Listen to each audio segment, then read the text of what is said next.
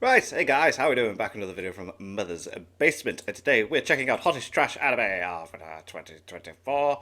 Love these; they're always good. It's fun to. It's not necessarily like the worst anime out there. It's just the trashiest stuff, you know. Sometimes we like trash, you know. Sometimes we enjoy diving into that trash can and finding random stuff that we never thought we'd find without diving into that trash.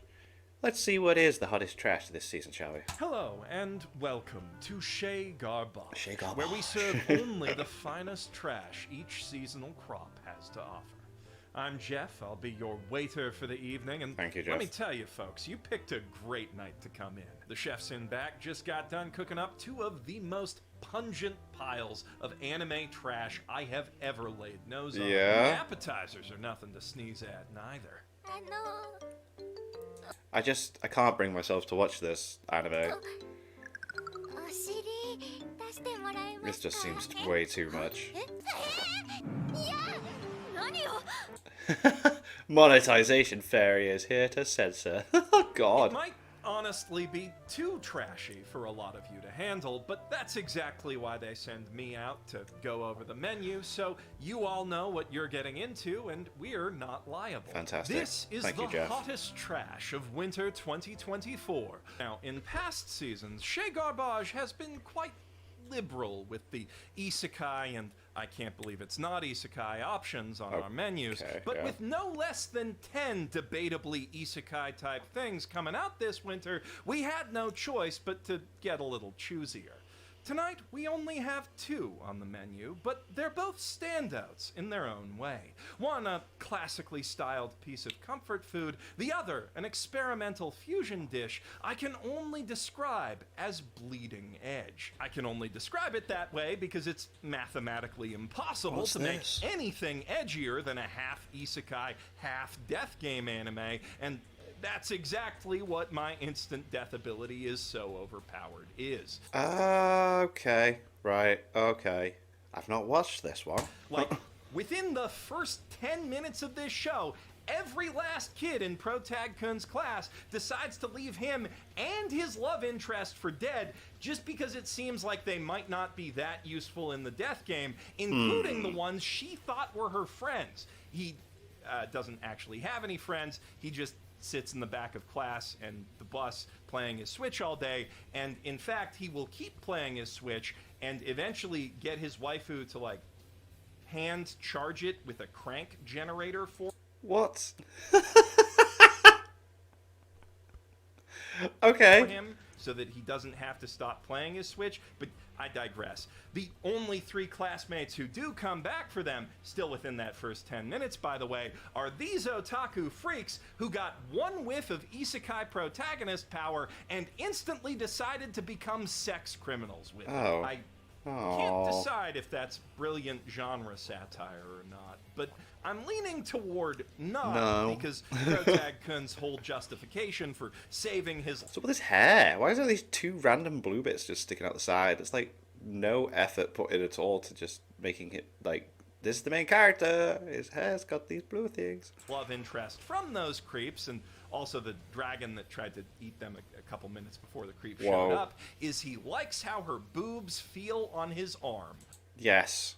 Nice. Love it. Also, the way he saves her, as the title suggests, is by pointing at the bad things and saying, die. Though it also would have worked if he just thought that at him, or as an automatic self-defense response if anyone ever thinks it at him. Whoa. 死ね。ウケらしいねってなんでござるか。いくらなんでも冒険。 Oh my god. のただ死ねって言って死んだんだから因果関係ぐらいさしてくれよ。 Oh, so this does try and be edgy. I thought this was just a silly little comedy thing. I mean, it's not coming across as edgy. It's coming across as so, like, as a bit cringe, but, oh, okay. だから動くな。死ね。 Whoa, dude. So, yeah, that's his ability. It is, as you might imagine, pretty overpowered. Even more so than all the OP isekai protag abilities of the classmates they're God. fighting in the death game, and of the demigods running that death game, which you get to become one of those demigods if you win it. Although Protag How do you not win it? Oh, so he can literally just kill that thing as well. What? don't get to become one because his ability exists outside the death game system, and neither will love interest Chan, since she was protected from having that Isekai Protag power system installed in her soul or whatever Wow, how stupid. by quite possibly the most fucking aggravating anime mascot ever drawn. 高藤君のも見えてるんだよね。 Wow, yeah, she seems really annoying. Really, really annoying. Ah! Ugh, disgusting. I hate it. You should die. 我は見た通り霊体だからな。 Then go die again. Whoa. That would have worked if I was Protag-kun, though outside that one use case, I really wouldn't want to be. His powers just seem really boring, you feel me? Like, even if he's doing basically the same thing Anos Voldigo did that one time he beat a guy to death using only his own heartbeat, that's just crazy. clearly That's crazy. way more awesome than pointing at a guy and then Just he be like, falls over dead. forever because you said so. Luckily, there is fun to be had in watching the villains try to find loopholes around that ability using their slightly less overpowered powers, and in seeing what over-the-top anime trope the series wants to throw at the wall next. But the fact that the hero is all but guaranteed to be the least interesting guy in Yeah, this just doesn't seem fun at all. This does not seem interesting. any given room does hold this trash back from reaching its full potential. I give it 2 electronic store bins full of used smartphones with a death game app on them, which are exploding due to their lithium-ion batteries, but not So, like, Darwin's Game. Was it Darwin's Game? That was the anime, wasn't it? Where they had the phones and they got the... Yeah, that in was a a silly anime. particularly interesting way.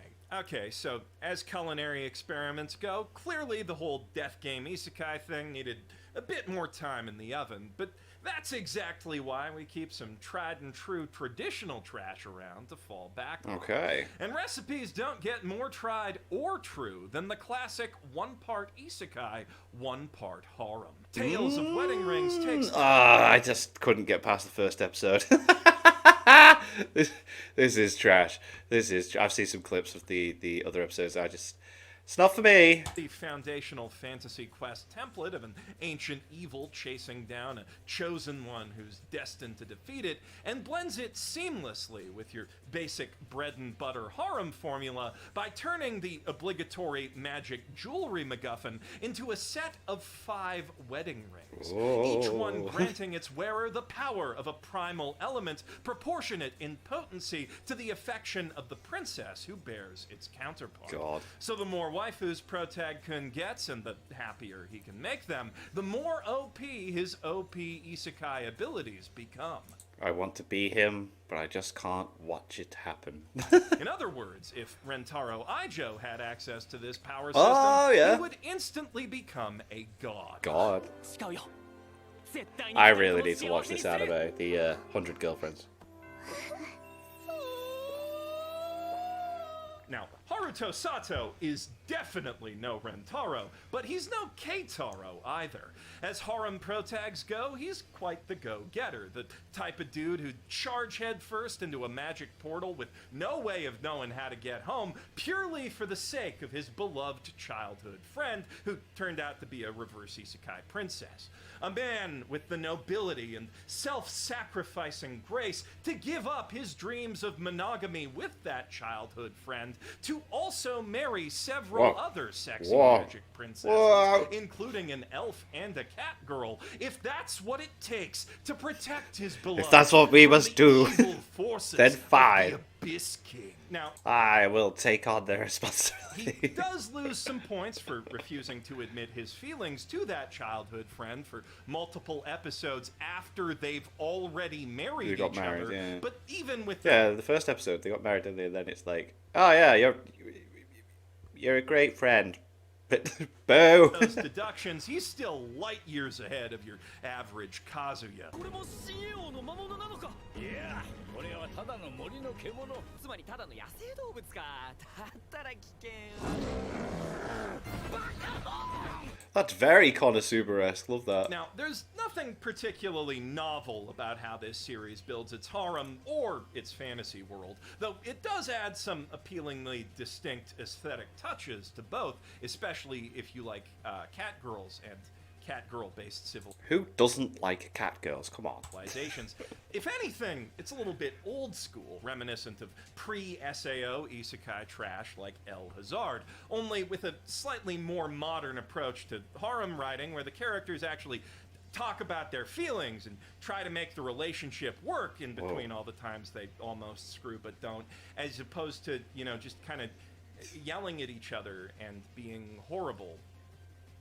I'm not sure why all the horny teenagers in the mid-2000s liked that so much, but we did.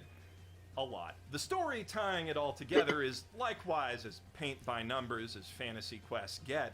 I literally predicted the entire plot of the second arc the second they mentioned the cat girls have an arena, but that familiarity only enhances the cozy, nostalgic vibe of the piece, which is not a wholesome vibe, to be clear. Please, do not make the mistake of thinking this anime is in any way wholesome. If you're not watching the uncensored cut, available now on Patreon, trust me, there are elf tits galore behind all this cute animal stock footage. Bear with me one moment while I... Many of them quite hilariously deformed by... Ooh, and just while he's plugging his Patreon, my Patreon now, I am uploading Patreon-only reactions to anime series, and I'm currently watching Solo Leveling. I started with episode 6 because I'd already watched the episodes, and I've only just decided, like, this last week to do this as a thing. So $1, you get your name at the end of every video I upload, and you get to see reaction videos on my Patreon page that won't be on the YouTube channel. And also, like, stuff that's been blocked and that, I am going to be re-uploading onto there as well. Like, I think Kimetsu no Jojo episode 3 got blocked, so I'll just upload that there. My reaction to the Has-Been Hotel episode 1's there, the first 11 minutes episode 2's there. And then, yeah, I'll be doing Solo Leveling, and I think I'll be uploading the final episode of Yu Yu Hakusho there within the next, like, within the week, because I've got 2 episodes left to watch, and I just feel like it'd be fun to react to the last episode before I check out Totally Not Mark's review of the final section. But anyway, just some of the worst animation I've ever seen. And when you've watched as many garbage harem anime as I have, that's maybe the most nostalgic thing of all. I give Tales of Wedding Rings 3 warm, inviting oil drum fires tucked cozily beneath an underpass next to some beers and a stack of vintage nudie men. that's not too bad. I wouldn't mind that for like one night. For our guests with allergies, Beers and nudie mags would just make me feel better within the situation. tonight's menu also features an isekai-free harem option in Hokkaido Gals Are Super Adorable. Okay. Although, Yeah, like, what is this? Is this worth the watch? must be honest with you, it's hardly the trashiest harem you've ever seen. I mean, the waifus do show a fair bit of skin, They got some legs going on, haven't they? They got You the know. legs. for Hokkaido. With apologies, the chefs in back went a little nuts last season, making 100 girlfriends, and we're just running a little low on harem trash ingredients. Most of what we had also had to go to the main course, so we're all just gonna have to make do. Some of you Okay. might argue this doesn't even count as a harem at all, just a standard shonen love triangle thing with an exceptionally indecisive vertex. However, there are 3 eligible Gyaru bachelorettes that Protag-kun Tsubasa is ultimately incapable of deciding between, and it's been a while since I last did elementary school geometry, but I'm pretty sure 3 + 1 is more sides than a triangle has, so Yes. it's a harem. Don't like it? Take it up with the trash FDA. Monetization Fairy is getting paid quite a bit for this episode, isn't he? The The story and characters of this technically a harem anime are nothing you haven't seen before, especially not if you've seen My dress up, Dharma, darling. timid Tsubasa Ah, give me season 2. and his boisterously friendly main gal Minami have so much in common with Wakana and Marin, you'd almost think this was them in winter cosplay.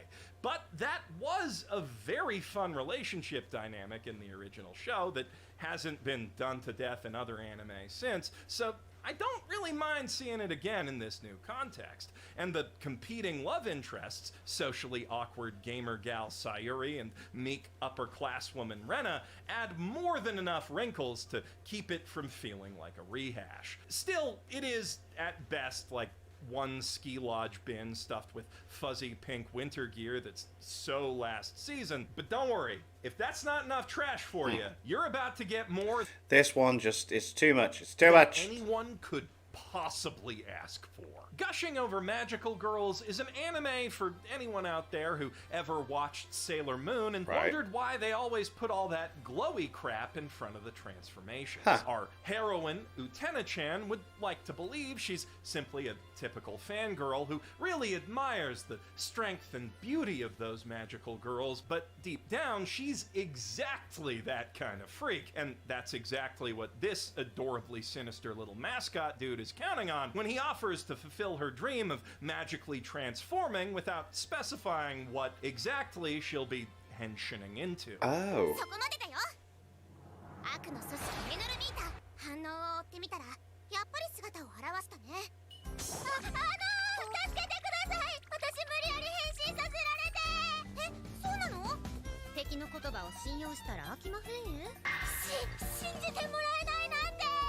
それは残念だね。 As it turns out, Wow. he's not a magical girl mascot at all, but rather the vanguard of an apparently cash-strapped evil organization that can only afford, like, one uniform between two villainesses, and he wants her to take half that uniform, which turns out to fit her quite well, despite her insistence that she doesn't enjoy watching magical girls suffer. It quickly becomes obvious that she does, actually, quite a lot. Maybe too much. Oh, dear. But the magical girls quickly discover that they do too, so that sort of makes it all okay if you go by hentai This is weird. This is weird. logic. And you're gonna have to if you want to watch this anime, because it is, without question, a tie on a hen. Specifically of the softcore BDSM variety. Albeit one that's on TV somehow with a super catchy, gorgeously animated theme song, some surprisingly hilarious jokes, and even a few impressively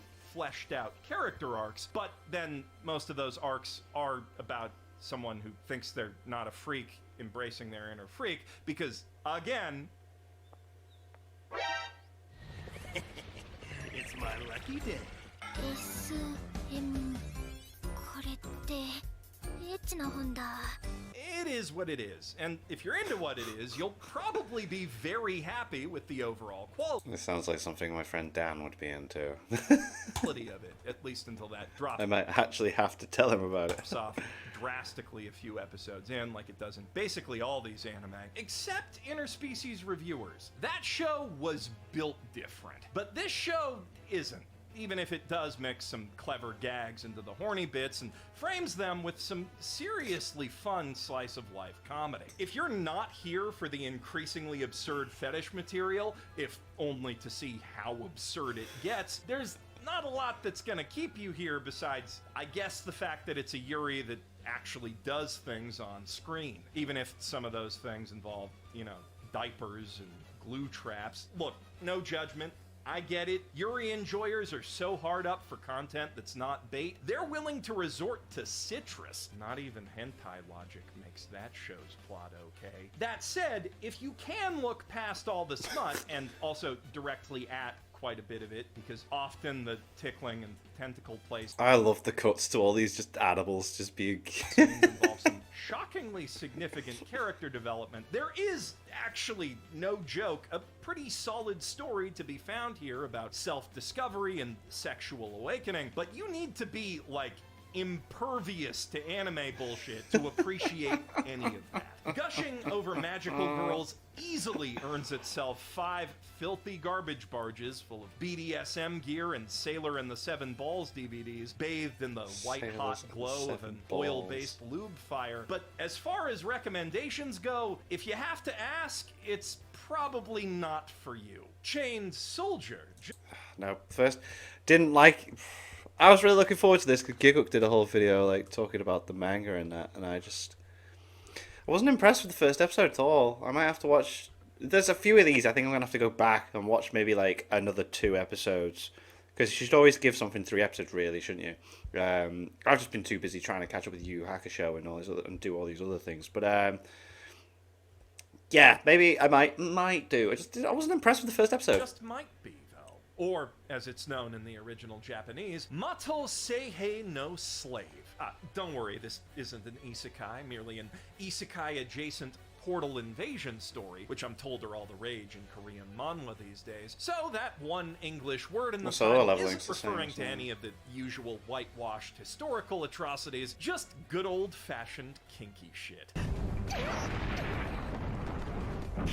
迷ってる場合じゃねえ。靴を舐めて夢が叶うならやってらんよ。 Born into a world Oh, God. where, in contrast to, say, solo leveling, only ladies get to have the cool monster fighting superpowers what come out of them portals. So Yuki stupid. Wakara long ago gave up his boyhood dream of becoming a superhero to focus on his homemaking skills in hopes of one day landing a rich waifu. But those plans changed slightly after he finds himself facing down a horde of monsters in the other world, and Captain Kyoka of the Anti-Demon Corps uses her special superpower to turn him into her slave, which is a lot like being a regular safe-for-work transforming superhero, only with the added accessory of a chain-link leash and the added twist that, as a cost for using her power, his mistress has to reward her slaves with whatever they desire most the moment the battle ends. Aw, yeah. In direct proportion to how intense that battle was, so the more awesome the action scene, the more awesome the ecchi scene. Also, more specifically, it's his subconscious desires, so the fact that he can be a hero after all is far from the only thing Yuki's gonna discover about himself in his time as the 7th Anti-Demon Division's involuntary volunteer housekeeper. Especially with 2 other super-powered hotties on base chasing his canonically quite impressive Schmeat. But, lest you think this is just another bottom-of-the-barrel shonen battle harem whose only use for its power system is putting the girls in smoking hot fighting uniforms and asking questions like, what if Ultraman was a woman? And then she sat on me. Think again. Not only is Chained Soldier fast-paced and action-packed, but that action is on some Studio Trigger shit.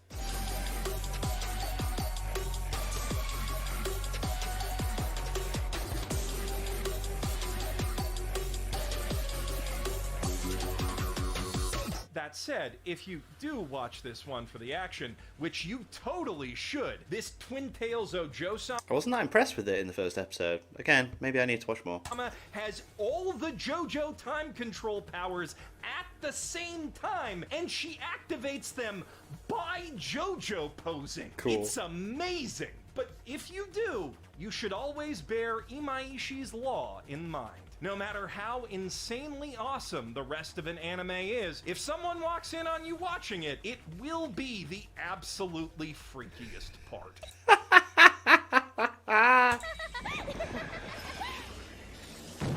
男に負ける私じゃないもん。逆に襲っちゃうようだ。じゃ、罰ゲームとして全てを見せてもらいましょう。